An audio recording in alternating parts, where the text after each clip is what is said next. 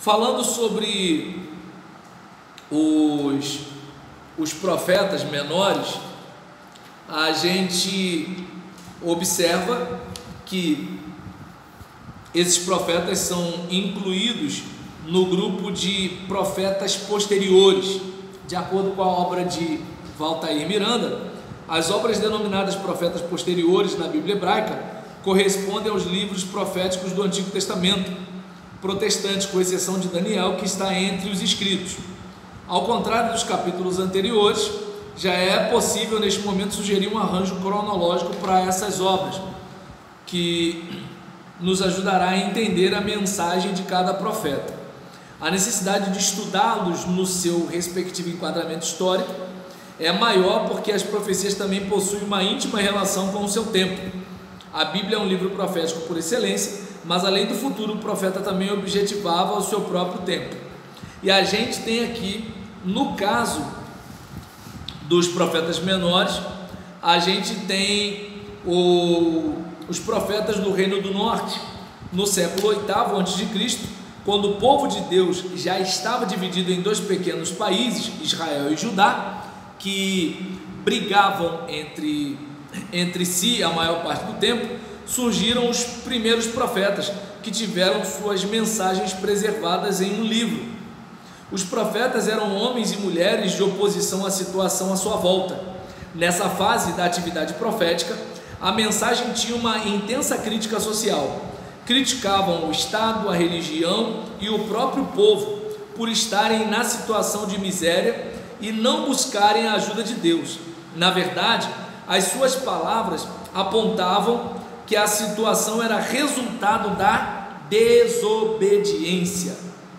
É verdade que a atividade profética já era conhecida fazia tempo no meio do povo, em movimentos breves e localizados, por exemplo, na mensagem de Elias e Eliseu, ou antes de Natã no tempo de Davi, mas agora suas mensagens passam a ser colecionadas em obras que levam o nome do profeta.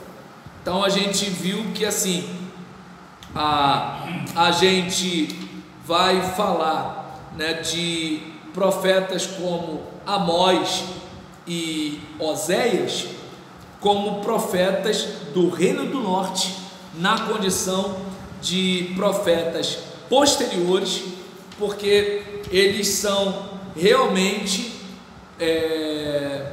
incluídos como obras literárias de profetas, e são profetas cujos livros levam seus nomes, e não necessariamente uma obra que fala de profetas, como acontece no caso de profetas anteriores.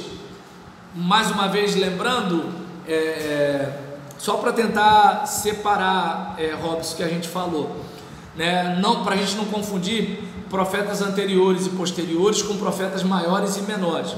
Profetas maiores tem a ver com aqueles 5 grandes livros.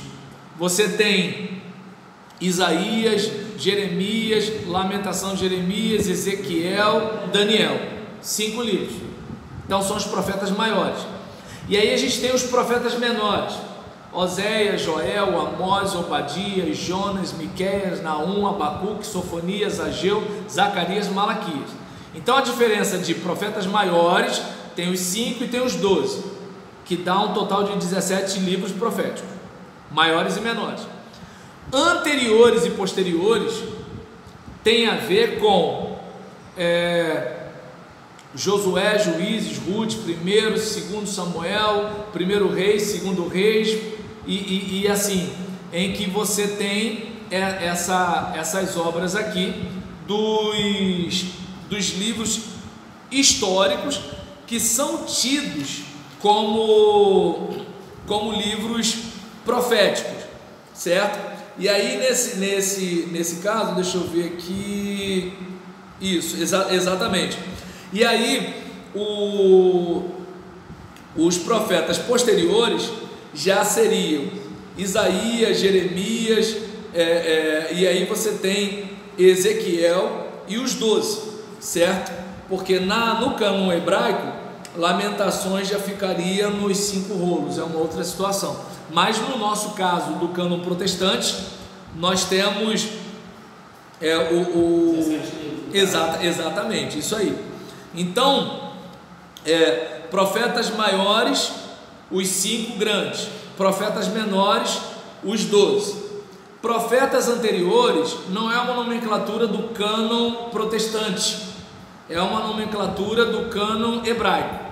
Então você pode até esquecer se for o caso, entende? Anteriores é o que a gente chama dos históricos, né? Daquela linguagem mais deuteronomística, né? Você tem de Josué a Reis. No caso de profetas posteriores, aí você tem os profetas com o nome deles no livro.